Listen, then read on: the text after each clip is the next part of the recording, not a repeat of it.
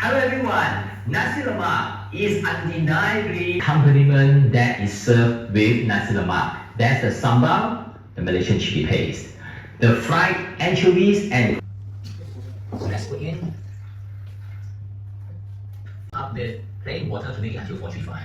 The total amount of liquid we need is 1 3/4 of the weight of the rice. Since the rice is 250 grams, that means we need 435 ml of coconut milk, stock, and water combined. Pour the mixture of coconut milk, water, and ice. Give it a stir.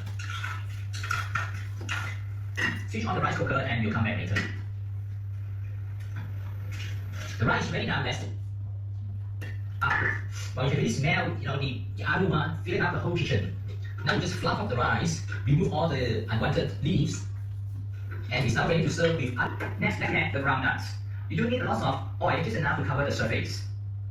Then heat it up and add the groundnut into the wok.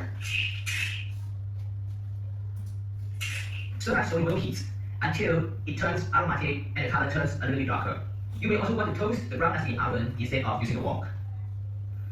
When the color turns a little darker, remove it and drain on paper towel.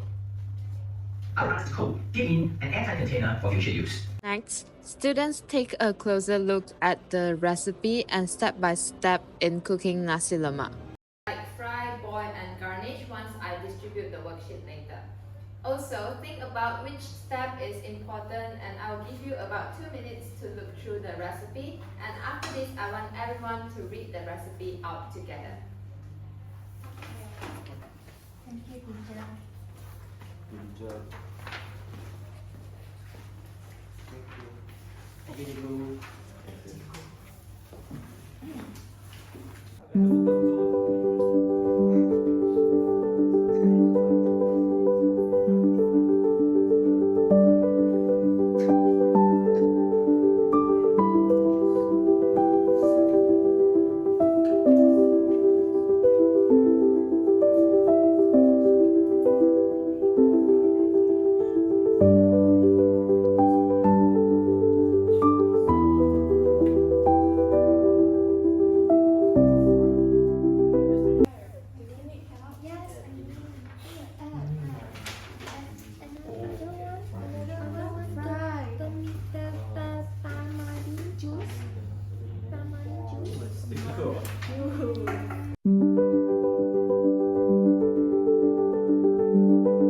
Alright everyone, let's take turns reading the recipe for nasi lemak. I will pause when it's time for the next person to pick up. Pay attention to the sequence of steps and action verbs. Alright, Clement, let's begin with you. The first step in making nasi lemak is to wash the rice and add pandan leaf for the fragrance. Basmati rice is perfect for this coconut milk rice. Great start, Clement. Anson, can you continue from here? Okay, teacher. Next, pour in coconut milk and water and cook the rice until it's fluffy. While the rice is cooking, prepare the sambal soaking the dry chili in hot water. Well done, Anson. Next will be Justin. When soft, snip into 2 and de-seed with a pair of scissors. Blend into chili paste together with onions and shallots. To fry the chili sambal sauce, first heat up some oil in wok. Good job, Justin. Let's hear from Ethan now. Add in the prawn paste and chili paste and fry until it releases its flavor. Fry the mixture until it's fragrant. Then add tamarind juice, sugar and salt. Great reading, Ethan. Herjin, can you pick it up from here?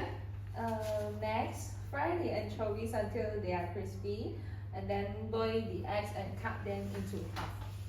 Nicely done. Kersing, finish it off for us. Finally, assemble the dish by plating the rice, sambal, anchovies, peanuts, cucumber slices, and boiled eggs. Fantastic teamwork, everyone. You all have done an excellent job. Now, I want each of you to underline the action verbs in your handouts, like wash, add, or fry. We'll discuss their importance in just a moment.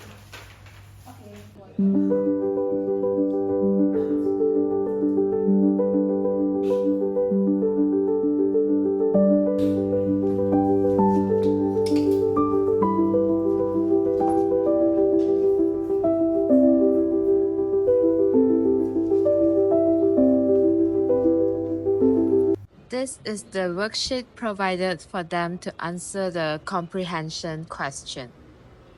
Sentence starters are also provided to aid students who need in order to construct their sentence. For you to answer some comprehension questions, do make sure you use a complete sentence when you answer. You can also use the sentence starter in the worksheet that I provided. Yeah, thank you,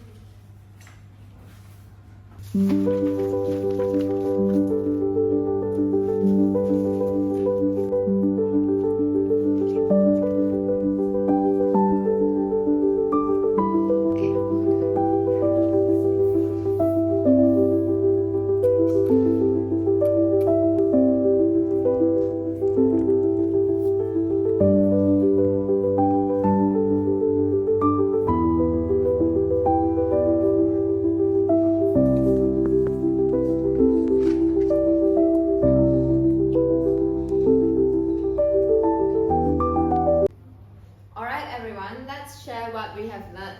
How does nasi lemak represent Malaysian multiculturalism? Justin, what is your thoughts? Ingredients from different cultures.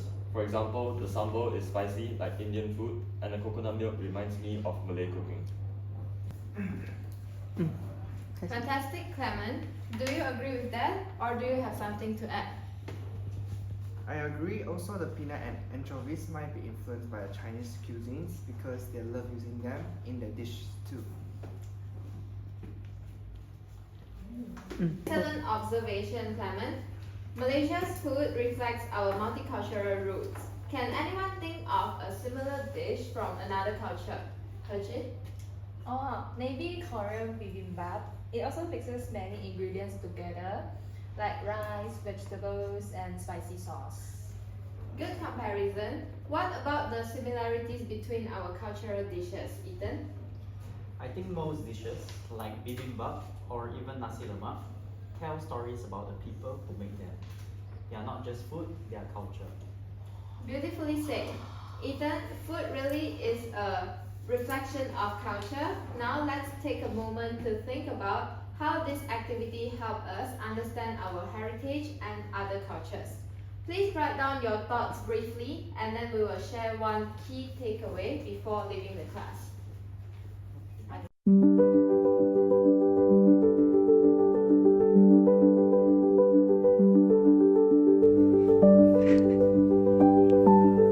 Justin, can you share about your key takeaway from today's class? Yes, miss. I think nasi lemak is a representation of the different cultures in Malaysia. Great. How about you, Anson?